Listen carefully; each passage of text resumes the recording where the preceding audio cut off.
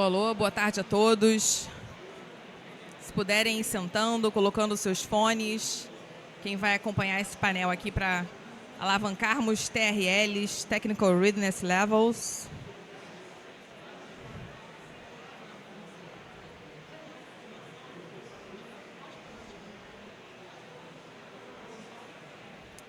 Pessoal, eu me chamo Mariana França, eu estou atualmente como superintendente adjunta na Superintendência de Tecnologia e Meio Ambiente da ANP e vou estar guiando aqui hoje a discussão no painel de alavancagem de Technical Readiness Levels. E para esse debate eu tenho 3 convidados.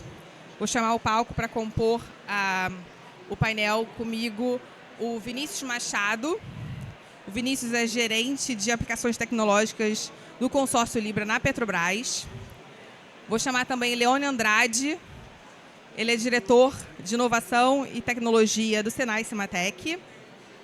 E chamo também para sentar aqui conosco Ítalo Flâmia, que é conselheiro, consultor de negócio e inovação, mentor, investidor anjo e tem uma parceria com a FCJ Venture Builder, que ele pode explicar um pouquinho melhor depois. Vamos nos sentar aqui. Estão me ouvindo bem, gente? Quem já colocou o fone?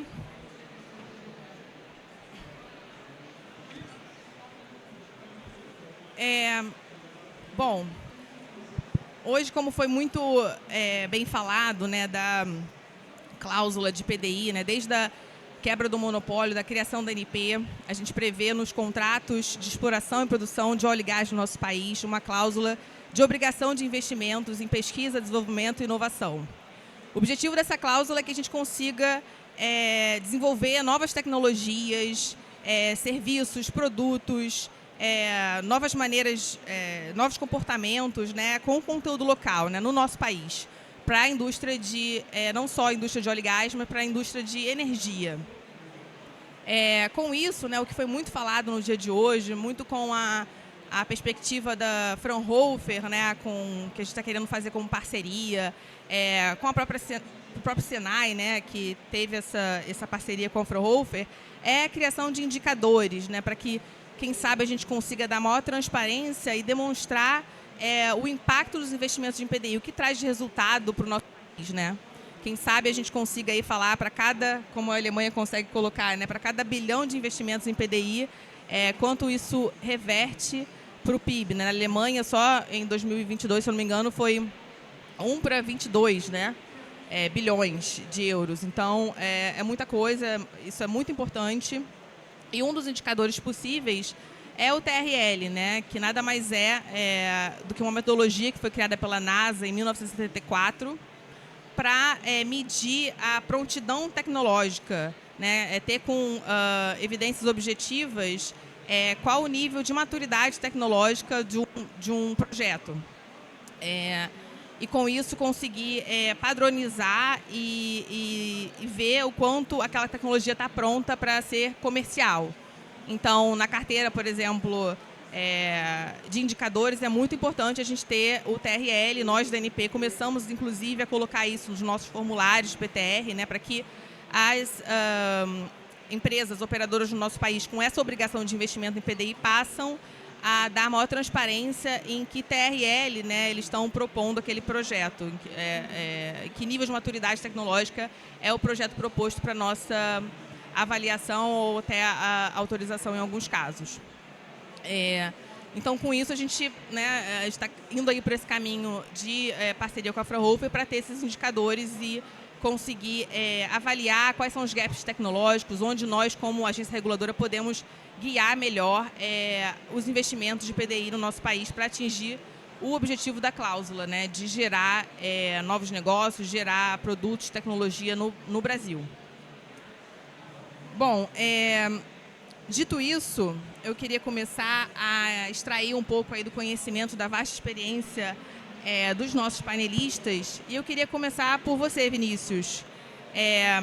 Falando um pouquinho de governança e estratégia, como que essa gestão do portfólio de investimentos do consórcio Libra, né, que tem aí outras, não é só Petrobras, né, tem outras operadoras em conjunto, o que pode ser um pouco desafiador. Como que vocês fazem essa gestão? Vocês têm esse indicador TRL? Como isso ajuda no portfólio de Libra a vocês alcançarem aí o objetivo final de introduzir novas tecnologias, né, prontas para comercialização no nosso país. Ótimo.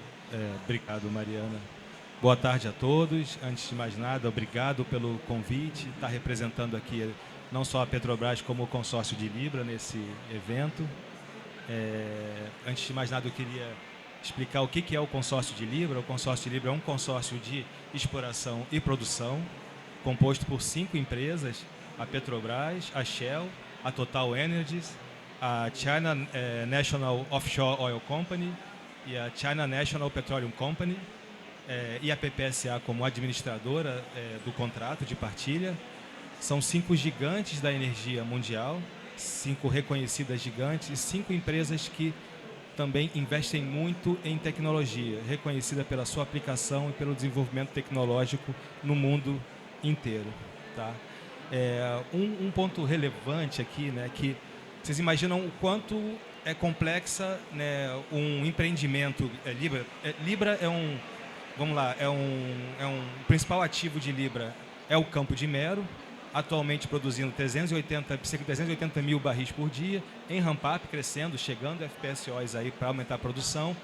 Então, é uma estrutura grande, complexa, é o terceiro maior ativo da Petrobras de exploração e produção atualmente. Então, vocês imaginam o quanto essa governança ela tem que ser sofisticada e, ao mesmo tempo, rápida para poder acolher, né, todas as necessidades e as contribuições dos sócios. Então, é uma estrutura societária grande, um ativo muito grande. Você imagina o quanto complexo e afinado tem que ser a governança para que toda essa contribuição venha, todos os anseios, todas as contribuições positivas dos sócios cheguem a tempo da gente tomar decisão. A gente tem que ser rápido, a gente tem que ser capaz de decidir, de trocar planos, de acolher e de ir adiante.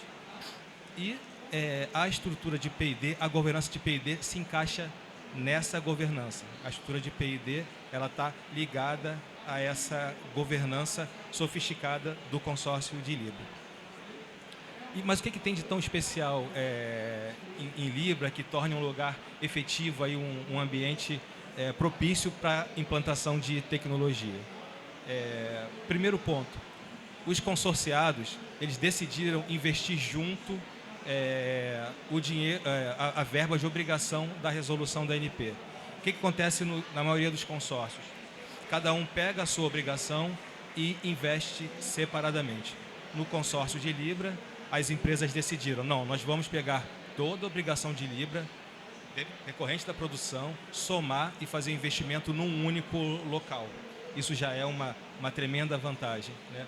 Outra vantagem é que decidiu-se por colocar uma estrutura de P&D no topo da gestão do consórcio. Então, se o consórcio de Libra fosse uma empresa, teremos o nosso CEO, o diretor de operação ligado a ele, o diretor de projetos, diretor de governança, diretor de SMS e um diretor de tecnologia. Isso também é uma estrutura muito rara nos nossos ativos, nos nossos consórcios. E o que isso significa na prática? Significa que a tecnologia ela está vendo e vivenciando os desafios da operação e do projeto. Vendo, participando, opinando e levando para dentro do sistema tecnológico essas necessidades. Sejam de curto prazo, quando eu converso com a operação e eu preciso fazer uma implementação rápida, seja de longo prazo, quando eu tenho um desafio muito mais difícil, que é, por exemplo, descarbonizar as nossas operações. A tecnologia está sentada do lado, fazendo essa mesma participação. E, obviamente, né, nada disso seria possível sem o background do Centro de Pesquisas da Petrobras. Então, a gente tem essa estrutura avançada, a gente tem essa governança muito favorecida para a implantação, mas a gente se apresenta como um posto avançado de tecnologia dentro de um ativo, mas todo o nosso background, o que nos suporta do ponto de vista tecnológico, é o Centro de Pesquisas da Petrobras. Então, nós seguimos a governança de tecnologia, as estratégias todas bem colocadas aqui pela Maísa, e isso aparece na governança, na maneira com que o operador coloca os seus pontos. E isso não acontece apenas com o operador. Então, na estrutura, na governança, onde tem os subcomitês de tecnologia, os nossos sócios, que também têm esse mesmo background, né? Nós sabemos que as empresas, os nossos sócios, têm os seus grandes instituições, seus grandes instrumentos de pesquisa no mundo, na verdade, né? Eles são posicionados em vários lugares do mundo, eles conseguem emanar para os escritórios no Brasil e emanar para dentro da governança de Libra toda a visão estratégica, toda a visão de futuro, todas as necessidades desse investimento. Então, um acordo muito feliz que a gente conseguiu e por isso que é um lugar em que a gente, de fato, consegue implementar tecnologias, consegue vencer o gap, né? O gap do que a gente chama do Death Valley, o Vale da Morte da tecnologia, onde a gente vai avançando com a maturidade da tecnologia e chega um ponto que a implantação se torna difícil de acontecer. Isso não acontece porque a gente está junto da governança de topo dentro do consórcio. Legal. É bem importante você falar isso, dividir isso com a gente, Vinícius, porque até no relatório anual, né, de investimentos de PDI que nós da ANP começamos esse ano, né, de 2023, 2024, mas publicando, né, o relatório de 2023 para dar transparência em relação a todos os dados que a gente tem de investimentos de PDI, a gente colocou uma seção sobre sinergias. Como é importante, né, que as operadoras se juntem e consigam discutir para trazer decisões mais valiosas de onde investir. E o próprio programa ANP de empreendedorismo, né, o NAV, que vocês devem estar vendo aí várias pessoas da ANP, da Fundep vestindo, também vem nesse sentido, onde a gente tenta trazer diversas operadoras junto com a própria ANP, né, para a gente somar esforço, tomar uma decisão melhor, né, de onde investir, né, no caso aí das startups, para trazer mais um ator para o ecossistema de inovação de PDI da ANP. Então, que bom que você está trazendo esse Libra case é uma de proxy, governança. né? Libra é uma proxy, é um case de sucesso. É um case, um balão de ensaio, como disse a Ana Casaca ontem também, em relação ao Brasil, no caso da Gal, para Portugal.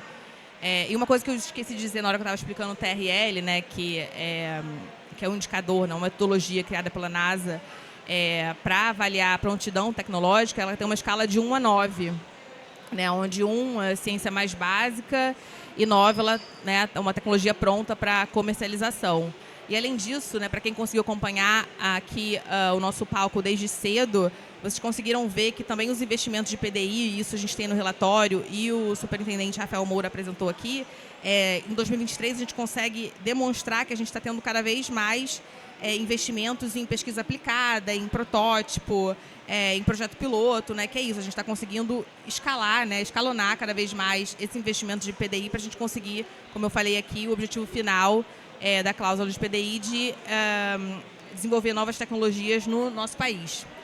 E aí, outro ponto que foi muito falado aqui em alguns painéis foi sobre a regionalização. E aí a gente traz aqui o Leone Andrade para nos dar dicas e falar um pouquinho do modelo de negócio do Senai Cimatec, porque o que vocês também conseguem ver no relatório anual de investimentos de PDI da ANP é que em 2023 o Senai Cimatec, que fica lá na Bahia, furou a bolha do Sudeste. Só em 2023 eles tiveram mais de R$500 bilhão investidos. Né, eles passaram a FRJ, que era campeã de recebimento de investimentos de PDI da ANP, e só em 2023 mais de R$500 bilhão foi investido, né, dos investimentos obrigatórios, né, das operadoras, foi só no Senai Cimatec. Então, Leone, nos conte um pouquinho como é esse modelo de negócio, como vocês trabalham, como essa governança estratégica que atraiu tanto os olhos de todas essas operadoras que têm obrigação de investimento de PDI no setor de energia no nosso país. Bem, boa tarde, pessoal. Obrigado mais uma vez aí pelo convite. Eu diria assim, é um modelo de negócio puxado pelo mercado, ou market driven, demand pool, puxado pela demanda. Se a gente fizer um paralelo, como aqui é um fórum bem técnico, né, gente de indústria, chão de fábrica industrial, você vai planejamento de produção puxada ou empurrada. Se você produz sabonete, você produz para estoque. Ninguém vai comprar um sabonete e encomendar e esperar ser fabricado o sabonete. Você tem que produzir para estoque. diferente de um avião, de um navio, de uma plataforma, que você tem que vender primeiro e depois correr para produzir. Se a gente fizer um paralelo disso, eu estou sendo bem simplista, com uma ICT, tem também instituições que eu acho assim, são mais science push e outras que são mais market driven. E ambas funcionam da mesma forma que nas indústrias tem a produção empurrada e a produção puxada para cada tipo, para cada organização. Nas instituições de ensino e de pesquisa, da mesma forma. Normalmente, as instituições públicas, em todo lugar do mundo, isso não é nenhuma crítica, é uma característica, são mais science push, porque já tem o recurso público do orçamento assegurado e tem a missão de entregar ciência à sociedade, o que é muito importante e é fundamental. Por outro lado, as instituições que não têm esse orçamento assegurado, elas tendem a ser mais market-driven. É o caso, por exemplo, da PUC aqui também. Aqui, aliás, no Rio tem dois grandes, maravilhosos exemplos. A UFRJ, como uma grande universidade pública Science Push, e a PUC, por exemplo, que tende a ser mais market-driven, já que não tem o orçamento público. Bom, é o nosso caso. Então, nós somos instituição privada, sem fins lucrativos, de interesse público. E a gente tem que conectar com o mercado para tudo que a gente vai fazer. Então, todos os projetos, a gente analisa muito sob a ótica do cliente. Então, projeto para a gente, claro que é um projeto de pesquisa, tem o desenvolvimento científico, mas projeto para a gente, a primeira coisa que a gente pergunta é qual vai ser o entregável, qual é o valor gerado para o cliente, qual é a expectativa de retorno do cliente, quanto que ele está disposto a investir, quanto ele espera de volta. A gente quer saber até qual é a taxa interna de retorno que o cliente está enxergando daquilo. Porque isso para a gente é fundamental. E a partir daí a gente dimensiona bem riscos, nível de investimento, alocação de recursos e tudo mais. Então, resumindo, é uma estrutura bastante puxada pelo mercado, market driven, e falando bem assim, a linguagem do mercado e a partir das necessidades do mercado. Isso se desdobra em tudo. Nós somos também uma universidade técnica com graduação, mestrado, doutorado, mas até as nossas linhas de pesquisa que a gente abre, que a gente mais cresce, tudo é a partir do mercado. Onde é que tem mais demanda? Para onde estão indo as empresas? Qual é esse roadmap das empresas nos próximos anos? Isso é muito importante para a gente. Então, assim, o nosso planejamento estratégico literalmente vem a partir do planejamento das empresas, a partir do roadmap das empresas. E você acha, Leone, assim, complementando, que vocês conseguem no Senai Cimatec ajudar ainda mais esses indicadores de tecnologias, de TRLs ainda mais altos? Vocês têm bastante projeto piloto, protótipos? Sim, e eu vejo que, à medida que o TRL sobe, isso depende de setor para setor. A gente está falando aqui de setor de energia. O custo dos projetos vão subindo enormemente quando você vai falar de protótipo, depois protótipo em ambiente relevante, quase que chegar em produto e certificar um produto. Então, são equipamentos que vão para embaixo do mar, 4 mil metros de profundidade, é tudo muito caro. Então, à medida que você vai subindo, cada TRL, o custo tende a ser exponencial. E daí, fica também cada vez mais importante essa análise financeira e essa análise de retorno. Então, assim, eu acho que o que tem facilitado muito, mais uma vez, é essa linguagem de mercado mesmo, e a gente analisa isso bem assim, como é que eu poderia dizer? Pesquisa como negócio, porque para o cliente, já que a gente é market driven, aquilo tem que impactar fortemente em seu negócio. Então, sim, à medida que o TRL vai subindo, essa importância da análise financeira, do retorno, do prazo, vai ficando cada vez mais crítica. E a capacidade de gerir esses projetos complexos também. Sim, então tá explicado aí, né, mais de $500 milhão em vocês. Tem tudo a ver também de vocês estarem aí desenvolvendo projetos de TRLs cada vez mais altos também. Ítalo, com a sua experiência, né, como consultor, conselheiro, ex-diretor também de outras empresas para além da área de energia, transformar uma boa ideia em um negócio viável é crucial para a inovação. Em termos de estratégia, governança, o que você pode trazer aí de aprendizados, de fatores críticos para que a gente consiga aí trazer tecnologias inovadoras, né, para a área de energia ou para as outras, com base na sua experiência? Legal. Bom, boa tarde a todos. Prazer estar aqui com vocês. Obrigado, Mariana, pelo convite. Eu vou falar de uma forma mais geral, né? Ideias vindo de fora e vindo de dentro também de casa. Eu trabalho com inovação corporativa há um pouco mais de 20 anos. Fundei uma aceleradora de startups na Porto Seguro, a Oxigênio Aceleradora. Criamos uma operadora de celular dentro da empresa. Enfim, inovações bastante pesadas, né? No mundo financeiro principalmente.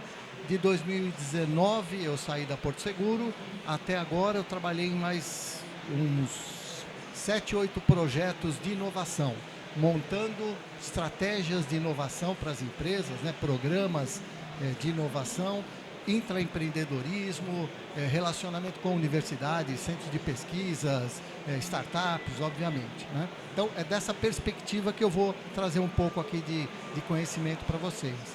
Então, a questão de transformar ideias em bons negócios, né? Obviamente, é comum, né, em todos os programas de inovação, é isso que a gente quer, só que a gente precisa pensar que ideias a gente está falando, né?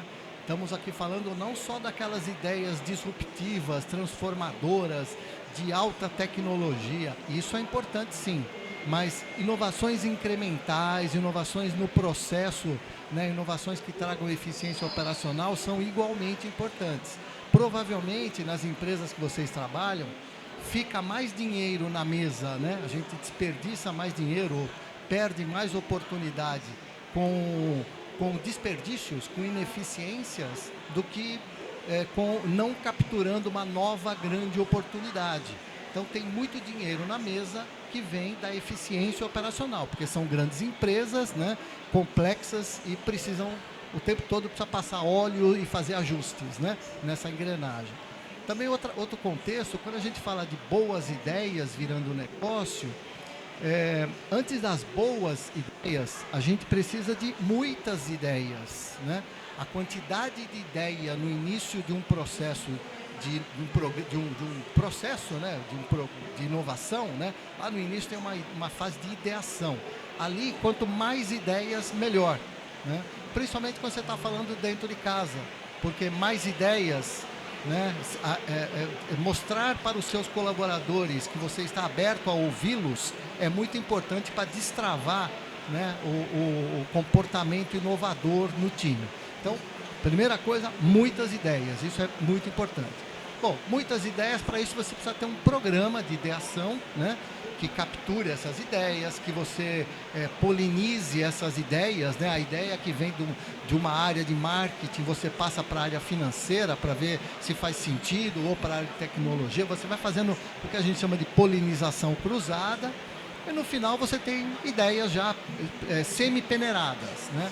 Bom, agora você vai precisar priorizar essas ideias, recursos limitados, tanto dinheiro como pessoas, né, talentos, tal, vamos ter que priorizar. Aí a gente vai usar algum tipo de critério de priorização, relevância, fit estratégico, execuibilidade, enfim, critério que for. Mas aí começa uma coisa importante, para transformar em bom negócio essa ideia, importantíssimo que nesse momento você alinhe com a estratégia da empresa. Bom, esta ideia já refinada agora, como que ela conversa com a estratégia corporativa, a estratégia da empresa, né? Quanto mais fit você tem estratégico, melhor é, porque mais patrocínio você vai ter de todos os stakeholders, de toda a diretoria, de todo o board. Porque, invariavelmente, para você botar essa ideia e fazer isso virar um negócio, você precisa colocar dinheiro, você vai precisar de patrocínio. Então, tem essa etapa do filtro e desse crivo, desse alinhamento com a estratégia de negócio, muito importante. Alinhou, tal, agora vamos estafiar a equipe para entregar essa inovação legal. Aí não tem nada de muito novo, exceto que também é muito importante você usar frameworks, modelos, ferramentas, obviamente diferenciadas dos projetos tradicionais, né? Então você vai usar um modelo ágil, você vai usar... Está ouvindo? Não. Está ouvindo? O modelo ágil, você vai usar o conceito de experimentação, né? MVPs, né?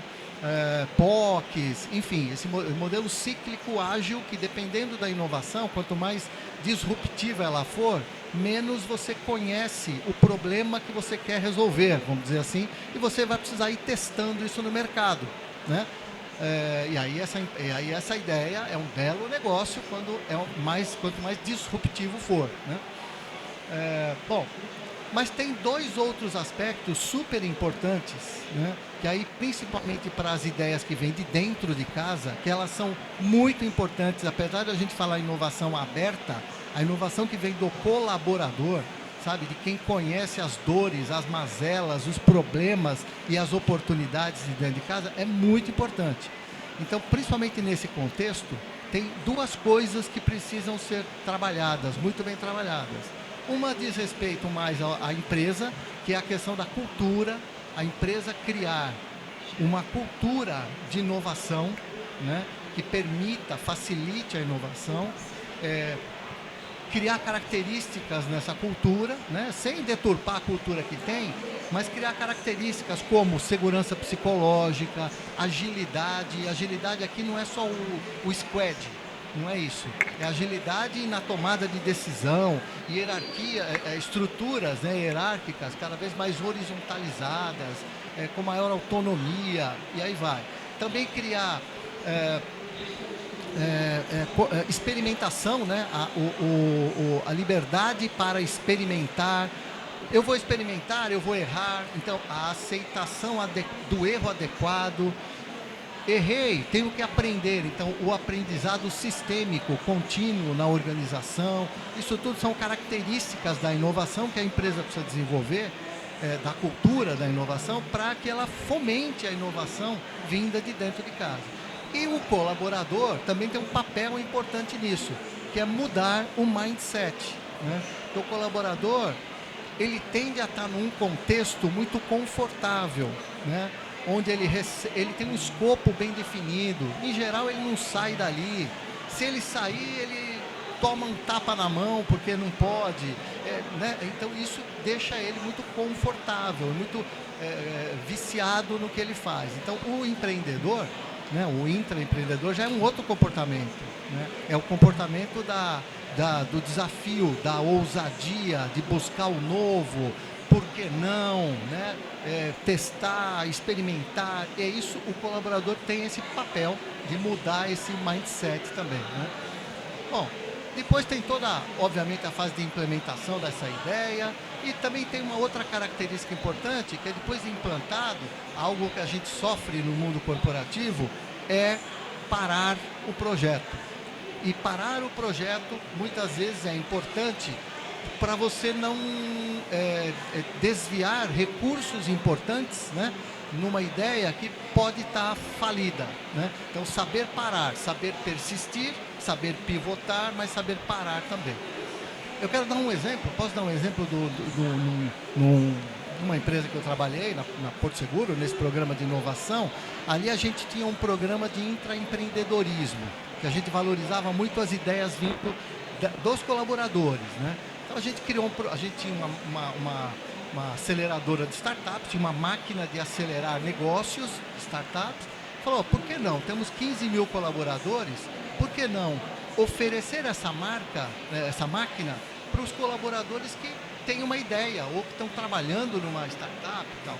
E a gente abriu esse programa. Senhor colaborador, o senhor está trabalhando numa ideia, quer usar aqui a nossa máquina de inovação, de aceleração de startups? Tire 3 meses de licença não remunerada, vem aqui no programa, E depois de 3 meses, a gente vai te ajudar a montar essa sua empresa. A empresa é sua, a startup é sua, a Porto Seguro nem a Oxigênio, nós não vamos ter equity nenhum, né? E a empresa é sua. Você vem, a gente vai montar junto contigo a empresa. Você é o intraempreendedor nesse momento, né? Virando um empreendedor depois. E 3 meses depois você decide se você quer sair da empresa e montar a sua empresa, sua startup, ou voltar para a sua área de negócio. Pode imaginar a confusão que foi, o RH, jurídico, não, isso é um problema, isso aí vai criar um liability, e, enfim, né, o gestor fala, você está tirando o meu melhor recurso. E era verdade, mas o argumento para o gestor era, o problema é que esse seu melhor recurso já não está mais aqui com a gente. O coração dele não está mais aqui, ele já foi embora. Ele só está procurando uma oportunidade, esperando uma oportunidade para ir embora. Mas o que eu quero dizer disso tudo é que esse programa sacudia os funcionários, o mindset, né? E quando esses funcionários entravam no programa, colaboradores entravam no programa, invariavelmente qual era a primeira pergunta? A primeira pergunta é, bom, seu Ítalo, o que eu faço agora? Olha o mindset do colaborador, querendo que alguém dissesse o que era para fazer. E a resposta era, não sei, você é o empreendedor, agora você me diz como eu posso te ajudar. Então invertia o processo e ele sentia a responsabilidade agora de ter que levar esse negócio adiante, né? Então mudava o mindset. Então acho que um pouco disso como transformar uma boa ideia num bom negócio passa por todas essas questões, né? Sim, muito bom, assim, acho que vocês todos trouxeram a questão da aproximação, né, da área de pesquisa, né, inovação com a operação em si, né, com os próprios colaboradores ou na aproximação, né, das operadoras com a ICT, na governança aí que a Petrobras trouxe no consórcio de Libra. Ítalo também trouxe a questão, né, de rever as rotas. Então, assim, o que a gente falou hoje, né, durante o nosso fórum aqui foi muito da questão dos dados, né, que a gente não tem dados, a gente não consegue controlar. Então, é isso que a gente está tentando buscar aí com a parceria com a Fraunhofer na questão da melhor gestão do portfólio de investimentos de PDI, para que a gente tenha dados e consiga fazer isso, refazer a rota. Se aquele projeto não vai adiante, tudo bem, né? Vamos pegar esse investimento e colocar ali em outro. Então, e Ítalo, você trouxe exemplo que eu adoro, saber cases, prática e trazer exemplos. Então, eu queria passar para você, Vinícius, para trazer no portfólio de investimentos do consórcio de Libra, que exemplo que você pode trazer para a gente de tecnologia que chegou ao nível comercial, e também se você puder explorar um pouquinho mais das etapas, assim, de de-risking, de TRL, como é que foi isso para chegar a essa escala comercial. Claro, Mariana. Eu queria só, antes, pedir licença para reagir um pouco à fala do Ítalo, claro, do Leone. Primeiro, né, pela fala do Ítalo aqui, ele contando, eu tenho 20 anos de Petrobras e 20 anos trabalhando em tecnologia, no SEMPES inicialmente, depois migrando para a Libra, então eu vi a história um pouco de coisas que aconteceram na minha carreira e coisas que eu vi acontecendo na instituição, erros e acertos, né? Então, foi muito legal ouvir esse teu resumo, esse teu passeio, né, por como a inovação ela pode ser processada, né, e como a gente consegue enxergar para frente. Assim como a fala do Leone também, né, o posicionamento dos atores da inovação moldam muito também a nossa gestão. Então, a existência de instituições, né, como o Senai, moldaram a nossa visão e moldam as possibilidades e fazem com que a indústria possa perceber, sim, a gente pode fazer isso com esse tipo de parceiro e coisas que realmente é um ecossistema que vai se tornando e ficando mais robusto. Muito bacana. Mas voltando para a pergunta, primeiro, o consórcio de Libra, ele é um consórcio de upstream e a carteira de P&D, ela é uma carteira que segue toda a cadeia de upstream. Então, a gente tem projetos desde subsuperfície, gêmeos digitais de reservatório, elevação e escoamento, carteira relacionada à engenharia submarina, engenharia de poços, engenharia de topside. A gente tem um projeto muito interessante chamado Ventos de Libra, em que a gente colocou de forma inovadora, né, um medidor do potencial eólico lá na área do pré-sal, para a gente saber se lá tem potencial para a gente desenvolver a energia eólica como uma alternativa ao suprimento de energia dos FPSOs, visando a descarbonização das nossas operações, coisa que a gente não consegue nem enxergar se é viável técnica e economicamente ou não, mas a gente já está apostando do ponto de vista de tecnologias. Carteira de segurança, carteira relacionada a digital, né, blockchain. Então, é uma carteira agnóstica, né? A gente olha para todo o segmento de upstream e tenta apostar, né, em diversos investimentos que vão dar resultado no futuro. Eu diria que o principal exemplo, o exemplo mais bacana assim, que a gente tem em relação a uma aplicação de tecnologia é o projeto HICEP. O que é o HICEP? HICEP é o separador submarino de gás. E por que isso é um problema, né? A produção de petróleo lá no FPSO tem um volume muito grande de óleo e um volume muito grande de gás, e existe lá no FPSO uma planta de processamento que separa essas duas fases. A gente não pode queimar óleo, então esse óleo, ele ora é escoado para ser vendido, ora ele é reinjetado. O que acontece à medida que a produção acontece, o volume de gás que chega na plataforma passa a ser maior do que o volume de óleo. E como a planta de processamento ela tem uma capacidade nominal limitada, acontece que vai passando o tempo, eu vou começando a ter que reinjetar mais gás e produzir menos óleo. Então o FPSO ele tem uma produção de óleo que a de gás ela é sempre limitada, mas a produção de gás vai diminuindo com o tempo à medida que o reservatório vai nos entregando um volume maior de gás do que de óleo. Então isso é um grande problema. Eu perco receita no meu ativo ao longo do tempo, tá? Então por que não colocar lá, né, um sistema de separação submarino, um sistema de separação anterior à chegada no FPSO, que é o nosso grande gargalo? E da onde surgiu essa ideia? Olha que interessante. Essa ideia surgiu de uma observação no laboratório, lá no CEMPES, laboratório PVT, pressão, volume e temperatura. Os pesquisadores lá identificaram que aquele fluido, né, para determinadas condições de pressão e temperatura e concentração de CO2, separava a fase numa fase óleo e numa fase de gás, que ela se comportava como um líquido, o chamado fluido supercrítico. Ok, isso né, a gente, em vez de ver aquela fase óleo e gás clara, a gente vê uma fase óleo e uma fase de um líquido, né, de uma certa característica ali termodinâmica especial. Ok, então por que a gente não pega isso, leva lá para o fundo do mar, faz a separação com separadores simples e reinjeta essa fase densa?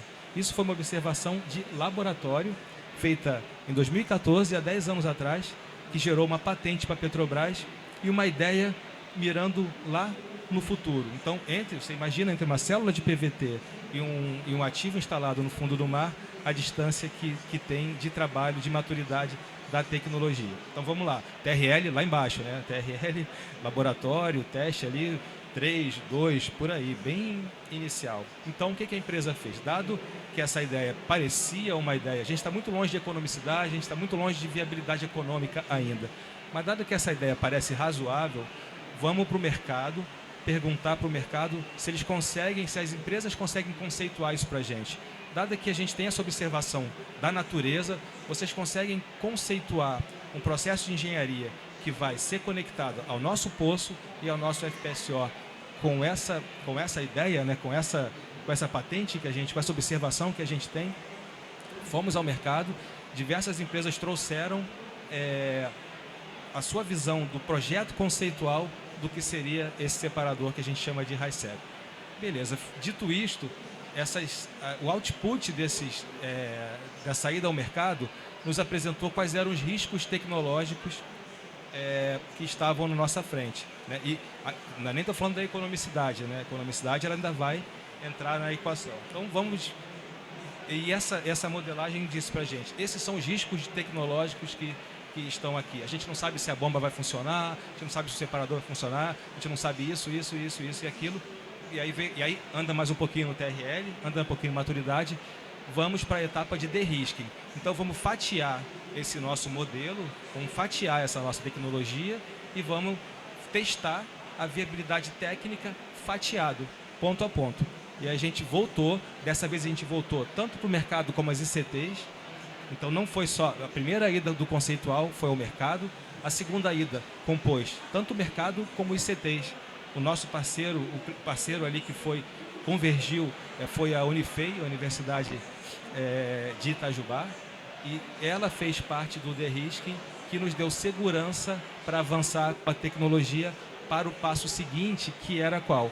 Fazer um projeto piloto. A empresa decidiu fazer o seguinte, a Petrobras, né, o consórcio de Libra resolveu tomar a seguinte decisão: vamos fazer um projeto piloto tipo EPCI, né, um projeto desses fechados, né, que a engenharia, a subcontratação, a instalação e a operação é por conta de um fornecedor. Obviamente a gente saiu das ICTs, voltou para o mercado. Esse mercado, essas empresas que se prontificaram a participar desse bid de P&D, essas empresas foram qualificadas antes em sua tecnologia. Então a gente deu mais um passo. Esse EPCI foi assinado em janeiro de 24. Eu diria que é o grande passo de risco, né, da tecnologia. E alguns fornecedores toparam participar.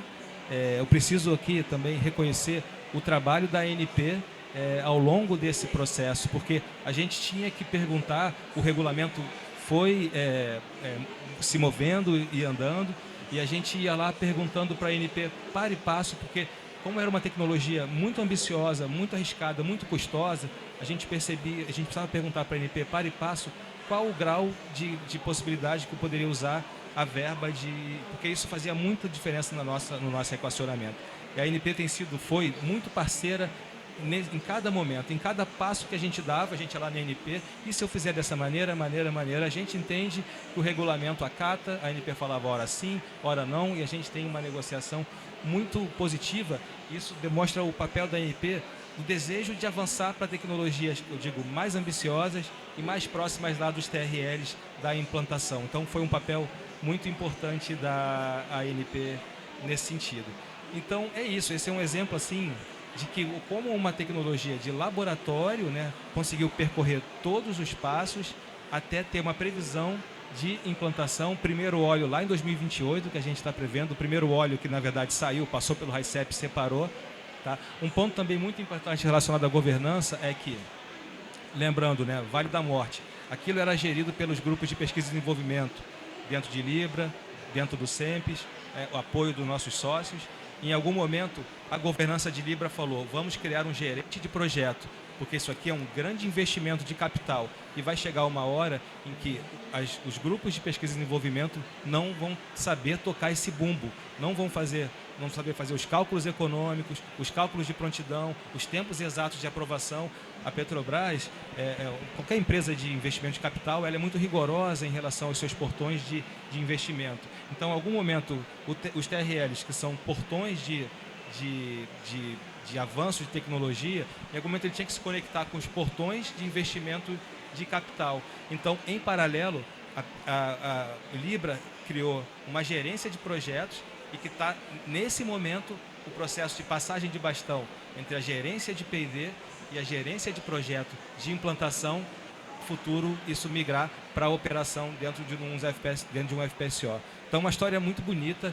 Eu acho que é um dos grandes projetos de P&D no mundo inteiro, talvez o maior, assim, para o óleo e gás clássico, assim. Então, muito ambicioso e muitos fornecedores, o papel, né, das ICTs, universidades, o da ANP. Então, acho que é um exemplo que a gente vai poder contar com muito orgulho e com a participação de todos dentro da Petrobras. A quantidade de gente, de atores que são mobilizados dentro da Petrobras para que isso aconteça é enorme. Então, é um grande exemplo de que a gente consegue fazer grandes coisas, a gente consegue ter grandes implementações, grandes avanços com o uso inteligente, né, da cláusula da ANP e com muito planejamento. Muito bom. Então, foi legal que você trouxe o exemplo da RICEP, né? Como eu falei que em 2023 o campeão de investimentos em termos de instituição credenciada foi o Senai Cimatec. Eu acredito que no ano que vem a gente vai falar que em termos de projeto único, a RICEP também vai ser o campeão de investimentos. Então, já tá, né? Já tem uma explicação aqui do Vinícius. E aí, antes de passar para o Ítalo para trazer um pouco da visão em termos de startup, eu queria saber, Leone, você quer trazer, né, com a questão dos investimentos e, né, com os exemplos que vocês têm de protótipo, projeto piloto. Você quer trazer algum case também onde vocês chegaram ao nível de comercialidade de alguma tecnologia? Você quer trazer algum exemplo para o nosso público? Assim, interessante. Temos alguns. Os premiados, né? Eu vou escolher aqui um que acho que uma parte aí já ouviu bastante, que é o Flatfish. Começou como um projeto, ele na verdade virou hoje um programa. Como projeto Flatfish, a gente tinha que desenvolver um robô subaquático 100% autônomo e chegar a TRL6. E alcançamos com resultados assim maravilhosos. E o parceiro então da época, a Shell, decidiu avançar rapidamente, fez um bid internacional, então grandes players internacionais participaram, foi vencedora a Saipem italiana, que inicialmente a estratégia era de em 90 dias absorver toda a tecnologia e continuar o desenvolvimento na Itália, isso contratualmente. E após 90 dias da equipe da Itália, os engenheiros lá dentro, conosco, e a gente passando tudo, eles chegaram à conclusão que era bastante complexo e que a gente já tinha um domínio grande. E eles acharam que era um risco menor eles fazerem o contrário. Eles fecharam essa divisão de robótica deles na Itália e trouxeram para dentro do Senai Cimatec. Então a gente não perdeu o projeto, a gente ganhou um centro de pesquisa de uma grande multinacional. E o projeto continuou conosco, a Saipem já nos contratando também, a gente desenvolvendo juntos, e foi atingindo todos os objetivos. E daí vieram outros parceiros, a Petrobras, hoje é um outro grande parceiro desse programa Flatfish, e a Total entrando agora também. Isso já é um produto, então aquele protótipo foi totalmente adaptado para os novos desafios, e ele já é TRL9 fazendo testes aí de viabilidade final para entrar em operação comercial. Mas esse programa serviu para uma outra coisa também. A gente passou a ter um parceiro internacional, que foi o DFKI, lá da Alemanha, o Instituto Alemão de Inteligência Artificial. A gente desenvolveu parte desse projeto conjunto, e isso também abriu todo um horizonte para a gente, para a cooperação internacional, o que elevou assim, para um outro nível também. E, finalmente, a gente também enxergou um mundo de oportunidades dessa questão de robótica submarina e digitalização submarina. Daí veio um outro projeto chamado ODOBN, que hoje, por que eu estou falando desse outro? Ele trabalha conectado com o Flatfish. O ODOBN é um nó sísmico submarino, você põe lá embaixo para ele captar aquelas ondas sísmicas, né, que você faz o imageamento 4D dos campos, mas ao invés de ter lá o geofone sendo puxado por um barco, que atenua demais o sinal, tem uma série de problemas, ele fica lá embaixo já. A qualidade do sinal é muito melhor, os resultados são muito melhores. E, de novo, a gente já tem nó a 3.000 metros de profundidade operando. Foi um outro projeto fantástico que os parceiros aí, de novo, Shell e Petrobras, pediram para a gente dar saltos e para colocar no mercado, sempre colocar no mercado. E aí o desafio foi arranjar o parceiro de industrialização, daí foi a Sonardyne inglesa, que da mesma forma decidiu não levar a fabricação para o Reino Unido, ao contrário, a Sonardyne vai montar uma planta produtiva dentro do Cimatec Park, sendo que, como a gente domina bem o projeto, nós faremos a fabricação final de 600 nodes, com a característica de cabeça de série ou lote pioneiro. A partir disso, a Sonardyne assume a produção, porque é uma empresa, a gente não é empresa, claro, e a gente vai continuar apoiando como serviços de fabricação de algumas partes. E ela vai ser a integradora e vai colocar no mercado. Outro grande case. Assim, não dá para detalhar vários, mas tem um de captura direta do ar, né, captura de carbono direto do ar, DAC, que é em parceria com a Repsol. e que também a gente identificou desde o início uma startup alemã chamada Dacma, que também virá se instalar dentro do nosso ecossistema, além de vários outros projetos, o Giro, que também em parceria com a Oceaneering, a mesma coisa. Então, todos eles acelerando rápido com empresas para ir para o mercado. Nossa, maravilhoso, né? Eles não só entregam tecnologias, né, elaboradas no país, como trazem empresas também, as parceiras internacionais, para se estabelecerem aqui no Brasil. Muito bom, muito obrigada. E Ítalo, né, com a questão da nave, da gente trazer as startups, também é esse objetivo da gente desenvolver tecnologias cada vez mais prontas, né, para atingir o objetivo da cláusula de prontidão, de comercialização, de entregar aqui no nosso país novos produtos, novos serviços.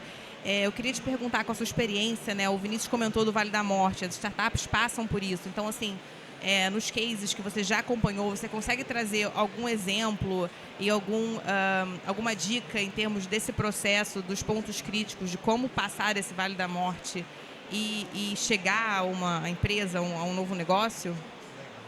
Bom, não é comum a gente ter casos legais como o Leone e o Vinícius. Não se iluda, né? Muito bacana. Não é comum legal. isso na maioria das empresas no país, né?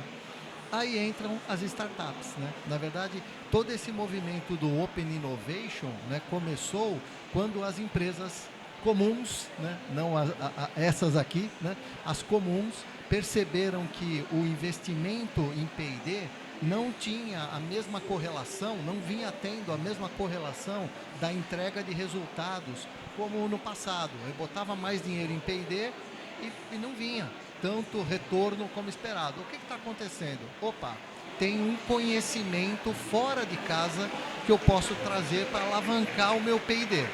E aí entra todo o conceito das startups, né? As startups têm todo um modelo de negócio, um mindset, como a gente falou, diferente, são ousados, tal, e eles começam a, de certa forma, ameaçar a empresa. Mas isso pode ser um pouco fictício. Por quê? No Brasil, a gente tem um pouco mais de 15 mil startups, né? Mais de 83% exatamente delas são B2B ou B2B2C, né? Segundo a Associação Brasileira de Startups, 83% delas. Isto é, 83% dessas 15 mil startups precisam de uma empresa como parceira para entregar o seu negócio. Então, a gente tem que só colocar na perspectiva adequada que a empresa vem ameaçar, uma startup vem ameaçar uma empresa estabelecida. Pô, claro, se a empresa estabelecida for ineficiente, de alguma maneira, né? Mas tem muito mais parcerias em potencial empresa e startup do que ameaça nessa história, né? E quais são o Vale da Morte, né? Por que as startups morrem? Aí agora um estudo do CB Insights, né? Os dois principais temas, o motivos da morte das startups, o primeiro é falta de dinheiro, não tenho mais dinheiro para rodar, experimentar e pivotar e crescer a minha startup, o primeiro, né? E o segundo é não ter market fit, né? Não entregar um produto que atende a uma necessidade real do mercado, né? Então dinheiro e fit com o mercado. Hoje, há 2 anos, esse ranking era invertido, né? A maior morte era por não entregar o produto adequado que o mercado precisava, né? E o dinheiro vinha em seguida. Mas não importa, são os 2 maiores motivos. E aí onde entram as empresas, né? Com os seus programas de investimento, CVCs, as aceleradoras, os seus programas de Open Innovation, que elas colocam dinheiro, né, nas startups, ficam com uma parte do equity dessas startups, mas mais do que isso, né, mais do que investidores anjo, elas são clientes anjo, porque elas entregam projeto, elas entregam problemas, elas entregam necessidades, né, para que essas startups possam realmente encaixar, né, a sua solução nesse problema. A empresa, ela dá pista, né, dá pista de decolagem para a startup, né, ela cria um cenário para que a startup cresça. Além disso, né, além de dar o negócio, a pista, ela também dá mentoria, pois em geral é uma startup que tem né, uma notoriedade nesse tema onde a startup está presente. Ela dá também acesso à sua cadeia de valor, aos seus fornecedores, né? Então ela contribui para o sucesso da startup. Então a relação empresa-startup, para mim, é a solução para passar mais rápido por esse vale da morte, né? Sempre tem esse momento crítico, né, das startups, que elas podem morrer, sim, tem, né? Quando o negócio entra num ponto de desequilíbrio, né? Está faltando dinheiro, eu não estou crescendo, não tenho perspectiva, estou ineficiente. Por isso a gente ouve muito hoje os VCs, os CVCs, preocupados com a eficiência da startup, né? E aí ela morre, né? Então, mas essa parceria eu acho que é o ponto de inflexão aí dessa curva de morte das startups. Um exemplo, se me permite de novo um exemplo, num dos programas de aceleração, né, a gente investiu em 50 startups, né? Investiu, pegou equity dessas 50 startups, legal. Mas isso não era o objetivo principal do programa de aceleração. O principal objetivo era conectar as startups aos negócios dessa empresa. E aí a gente fez com essas 50 startups 150 projetos. Aí estava o valor de uma aceleradora corporativa, era fazer o projeto, não era investir e ficar com equity, não é comprar barato e vender caro, né? Isso a área financeira faz muito melhor do que quem está cuidando do programa de aceleração, de Open Innovation. O objetivo é fazer negócios. Então, ganha a startup, porque passa rápido por esse, né, tem um crescimento mais sustentado, e ganha a empresa, porque agrega features, valor para o seu produto. E fora que, quando você coloca o empreendedor junto com o executivo, essa mistura é uma química explosiva, porque você ajuda, o executivo ajuda a startup de forma prática, no dia a dia, não deixar cair nenhuma cilada, e o empreendedor, o startupeiro, ele ajuda a sacudir a cultura da empresa, né? O empreendedor olha, eu vivenciei isso, o empreendedor olha e fala, pô, como é que esse pessoal aí fez esse negócio em 2 semanas e a minha equipe levaria 1 ano, ou 3 meses, ou um tempo muito maior? Aí ele começa a se questionar, será que eu estou pedindo correto para o meu time? Será que o meu time está capacitado? Né? Então ele começa a gerar essa reflexão sobre a cultura e o modelo de operação da empresa. Muito bom, Ítalo.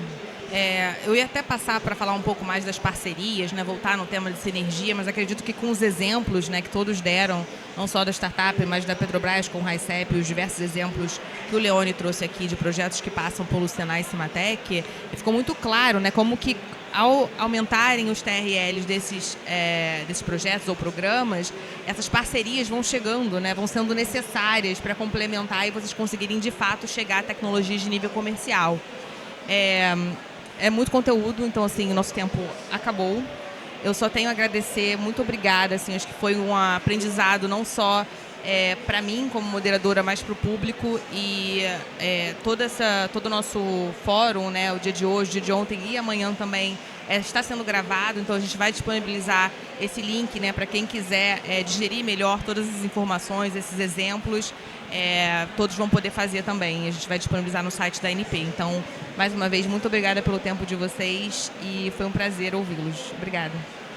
Obrigado.